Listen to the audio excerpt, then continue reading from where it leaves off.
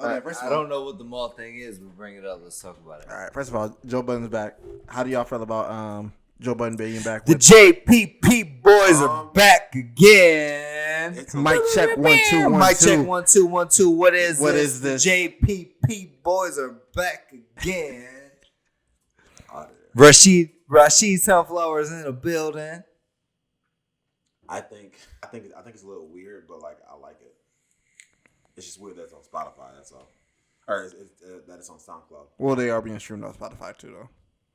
Wait, so No, how do you? I guess my question to you guys are how do you guys consume that content? Because I've always consumed it on YouTube. So like, the only change for me has been like they've taken a break for 3 weeks. So I used to watch the videos a lot. I don't watch it anymore. I listen to the podcast / whatever it is on SoundCloud. It's just there's certain parts that like I feel like I need to watch. You're how they react. You're a part of the listenership. Yeah. I'm a part of the viewership. I've always been on YouTube. How about you? I don't really watch or listen to them as much, just because like the episodes be super fucking long. They're really interesting, but what I do is I like for when I do watch it is viewership, and I watch like the 10-minute clips on YouTube and I stuff like little snippets of like specific topics. Dude, I love the compilation videos. I watch that shit all the time. See the one the freestyle. The freestyle one was the best one. Yeah. But so to answer your question, yes, I'm happy that they're back. I think they just have something that's gold. I'm sorry to interrupt. Where do you listen to it now? Because you were talking about you listen to it on Spotify. You listen to it on all his old the last episode, which is called "Thank You," is on Spotify. Well, they just dropped a new one today. Yeah. So the Balloon Boys or something. They dropped one Wednesday and today. Yeah. So they're back. All the new ones are on SoundCloud. All the old ones are on Spotify. I mean, and they have to be on Spotify for the next year until you can take them off. Even the new ones are being released on Spotify. No, the new ones aren't on Spotify. Yes, they are. They weren't supposed to. Well, maybe they're using Anchor. Yeah, I mean, either way, it's a smart business decision. Like they still gotta get their streams up. Oh, I didn't know that. But yeah. So, but yeah, I'm happy that they're back. It's just, like I said, they've laid a blueprint that I think is fairly easy to follow, very hard to duplicate. Yeah, no, they're the reason why we do it. You know what I mean? Like they just have a special setup. They have a special interaction. All three of them. Last episode. It was a fluke that it went on Spotify. Oh, really? Yeah. Oh, damn. Yeah. I swore I saw it on there. They talked about it. They said it actually happened. Oh, okay. Yeah. But yeah. Like they're geniuses. They have the way that they mesh works out great. And I think everyone's Yo, Budden, pick us up, G. I'm just saying. Yeah, if we get on the JPN, if we get on Joe or JBN, the Joe Budden Network, if we could get on that, what? I'll quit everything. Yeah. No, they got a special thing. I mean, also people can argue that Joe Budden's status has a lot to do with it, but which is part of it. 100% does. Part of it, but also his personality in general is just a unique style. Yeah, like you have to be wild like that to get to be at that level. But overall, like Rory and Maul are both dope individuals, Great compliments. Yeah. I could never get as intense about a topic as Joe can at some points. No. He's pretty witty. He's actually pretty funny. Unless we're talking about guns. All right. It got real. All right. Second Amendment. But yeah, so like I'm happy they're back. They continue to talk about like good stuff that we need to talk about. So within their first episode, did y'all know that Tory Lanez? Would you know? I that Tory Lanez addressed Maul? Yes. So how did that go? Wait, say that again.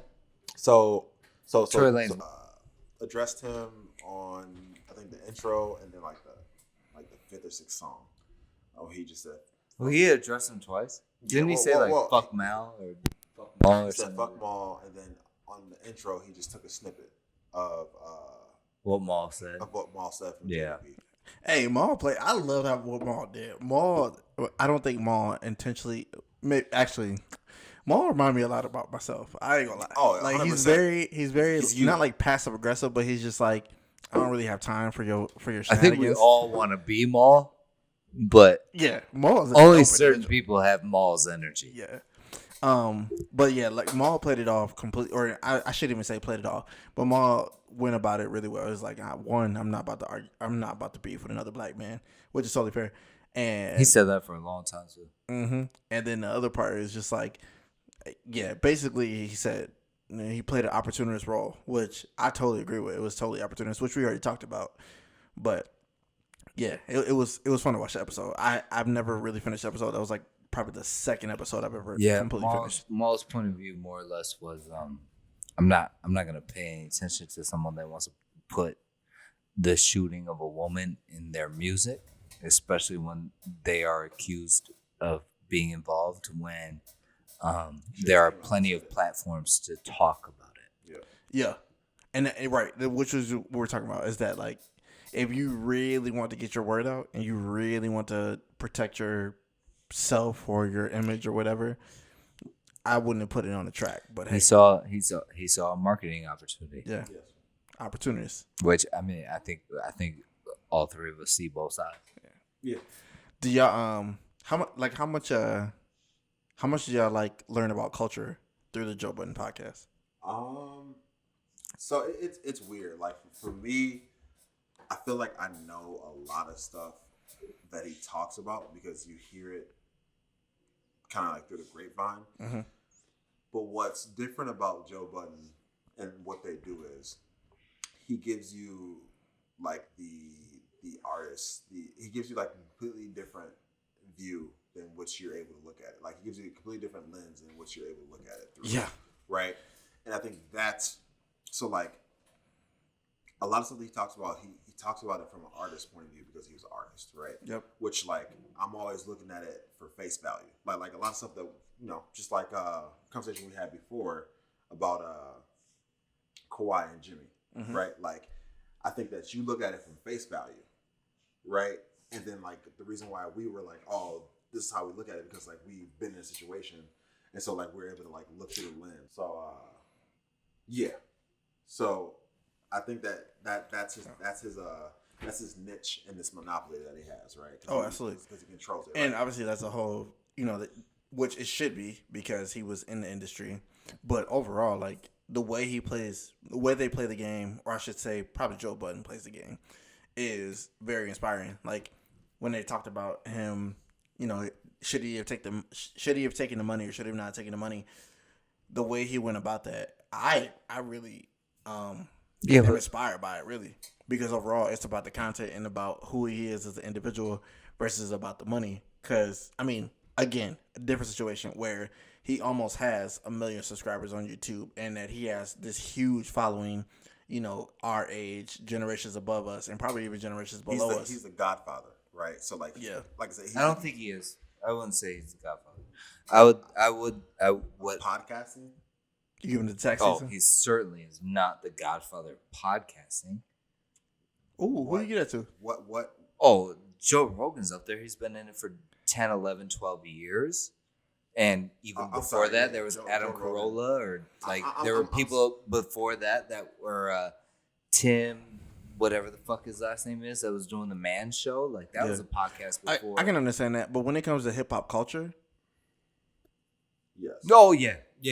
No, he's on Mount Rushmore of hip hop podcasts. Yeah, it's like him and Nori and EFN with Drink Champs, like tax season. And I wouldn't even put Tax Season up there.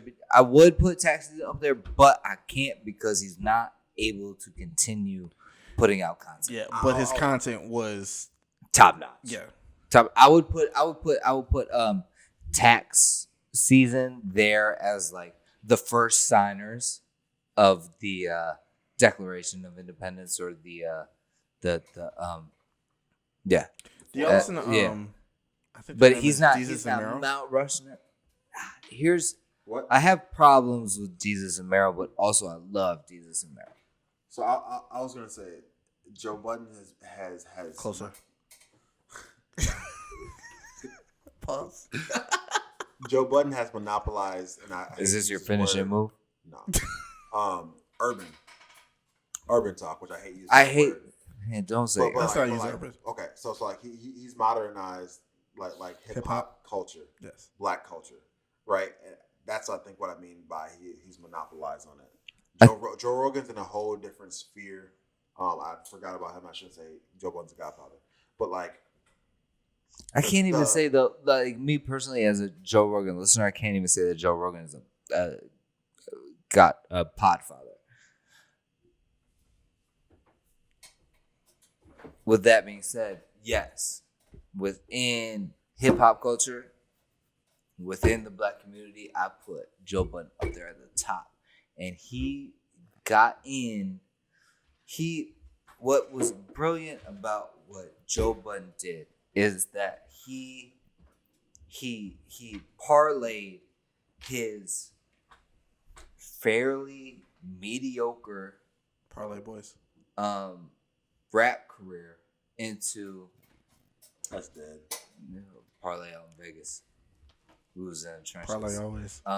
Trademark. What Joe Budden did was parlayed his fairly, in the grand scheme of things, at the top notch of what rap is, his fairly mediocre rap career into digital media. And now is very much so at the top of digital media. And I think that can not go without notice. And it cannot go without due respect.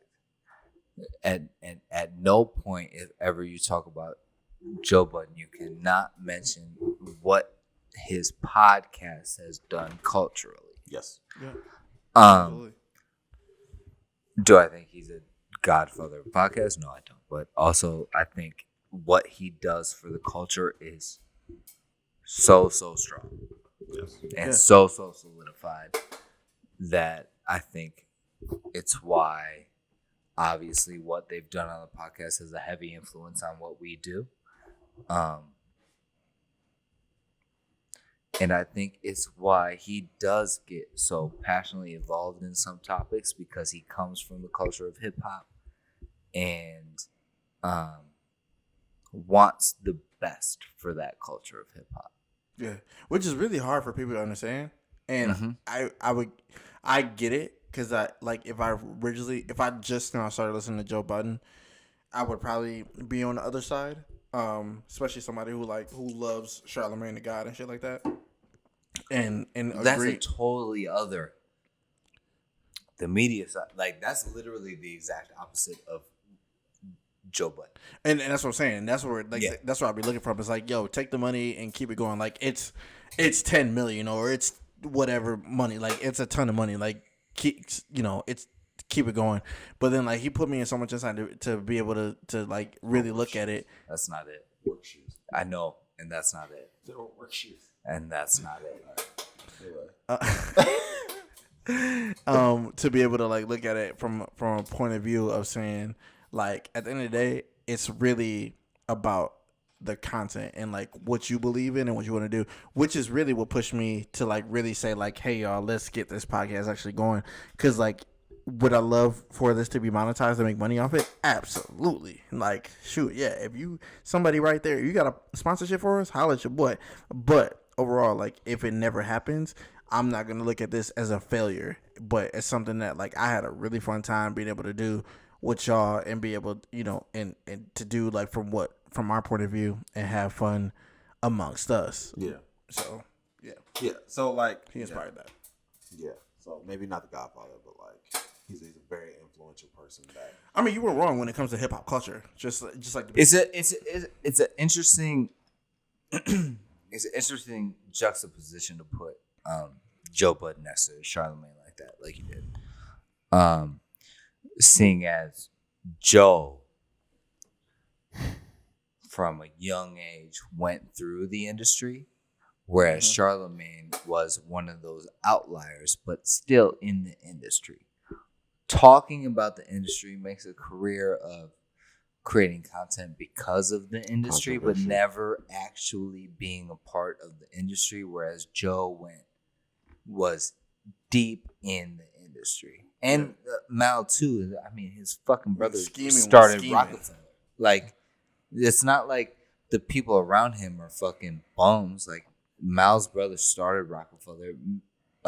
Rory used to work for Rockefeller. Like, they were in and around companies that have been at the top of the fucking culture for a long time. And by me saying I don't think that Joe is the godfather of podcasting, no, I don't think that. But do I think that he is at the top of hip hop podcasting? I most certainly do. Yeah. Because I think it's him, I think it's Drink Champs, and I think it's Rap Radar. Yeah. And those three are the top three, not three, of podcasting in the culture. But what we draw so much from is how comfortable they are all talking with each other. Like with Drink Champs, they get smacked and just talk shit about the old days and being in hip hop back when it was popping, like at the top. When hip hop was hip hop, it sound like an old head, but like back then, that's a beautiful thing, right? Like their whole thing is giving people their flowers while they can smell them. Yeah, and I love that. That's a beautiful fucking thing. That's why I tell y'all that how much I love y'all and appreciate y'all all the time.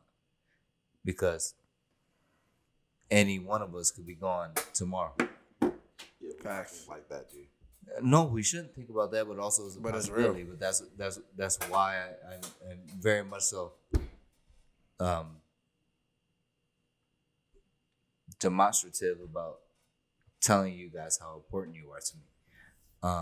And that's what Drink Champs is. Yeah. And then you have Joe, which is someone who has been through and scorned by the entire industry, which gives a very much so insider view and talking points of an industry that not a lot of people understand. You think I'm Joe Budden in the group? No, I think Gerard's Joe. No, Ty is definitely Joe Budden. You think so? Why am I Joe? You are Joe. I am Maul. And this is right. You think so? Man, I want to be Maul so bad. This is my scientific breakdown. Okay, I say all that to say that I love y'all, but also let's get into this. Okay, so Ty is Joe just because it makes sense. Single dude. Some would say that. Still being able to basically live like the wild life, has an insight on kind of industry things, and not necessarily music, but just being able to have the opportunity to be able to have the opportunity to travel and do all those different things, to have all this different insight, and just kind of be like kind of a wild boy when he wants to. And like kind of sick and tired of y'all calling me wild boy. Bro, you lose. It's okay. But then personality wise, it's just like very I'm not gonna say like Joe like out there, but like very outgoing, very can be abrasive when want to be, and just kind of carefree. You know what I'm saying? More carefree than we are. I would say I'm Maul just because like quiet, chill, very laid back type deal. Actually, I don't really even think you just really get what's his name? Rory. You really only get Rory by default. Yeah. But overall, like it's not that you What about are. Parks? Parks is not really Parks is trash. Parks is not really part of the show. Like Parks he's is trash. there, but like really he's the media guy. Like he's making sure everything is working well, whatever, and he It's answers not- questions that come up. yeah. But he's not really. Would you rather be Savon the Don? No, I'm not nasty. You want to be the D? I'll be the Don. Savon the D. He addressed Tory Lanez and he addressed he addressed the Tory Lanez and Megan situation. Yeah. And because Tory addressed Maul. Yes, he did address him. Well, he just called him out in the song, which I was like, okay, cool. like that expected. Trash move. You didn't bring that up last week. I thought that'd be something you bring up. Well, because it wasn't like he did. It was like a bar. But he also used a snippet, right? He just said "fuck them all." Yeah, but he also used a snippet. Yeah, but I think that's still a good bit of information that you should have brought up. I mean, to me, it's no different than him saying, like a year or two ago, that him and Maul got a fight because Maul is talking shit about him. Let's dissect it. I think it's important. I think as much as I like Tory Lanez as an artist, it's things like that that really irritates me and like challenges his credibility. Wait, is that real? They got into a fight? They didn't get into a fight, but They had an altercation? Tory Lanez was beefing, like thought that Maul had an issue with him or whatever. Maul said, "I'm not beefing with him." And that's the sad thing. Maul doesn't beef with any But black that's what man. I'm saying though. So like to hear it, I mean Maul just a couple of times too. But like to answer your question, it was a shitty way to address the situation. I personally think that he should have just come out and said something, but I understand why he did it. Not saying that it's right what he did. He ultimately shot Megan. So you concede to that he was the shooter in the altercation? Because a couple weeks ago you did not. Well, no. I never said that he didn't do it. I said that he told his side of the story. Doesn't mean I don't believe Megan. Well, just now you just said that he was the shooter. Well, that's because that's what Megan said. Okay. Well, I made my bed. I'll lay in it. Is it comfy? Huh? Is it comfy? Yeah, it's gonna be comfy.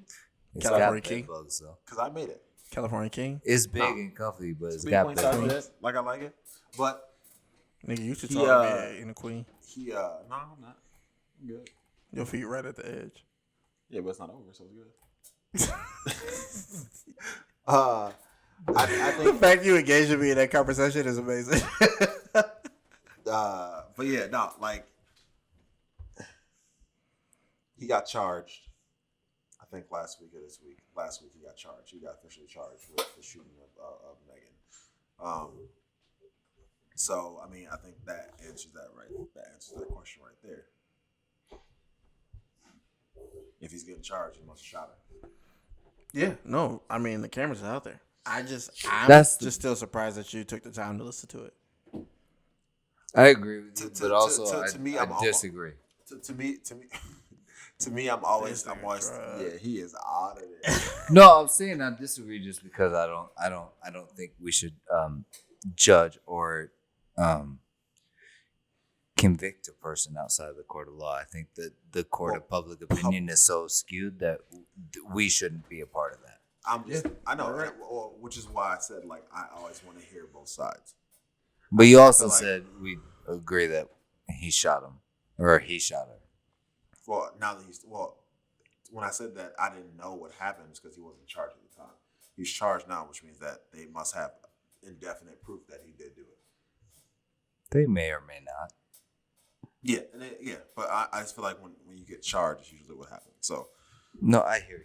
I'm sorry. I'm just No, playing, no. I'm just playing white devil's advocate. I don't ever want to convict, especially a black man. yeah, so I mean, he did it, and if he, whatever happens at the court will happen in the court. But I think that Maul did address it the best way he could. I mean, unfortunately, what he has going against him too, is if he does address it, it just gives Tory more publicity. So I think he went about it the right way. It's like, well, I'm not gonna bring personal examples, but when you give like bullshit like that time and energy, and you put it out there to whatever platform you have, you make the other person bigger. Yeah.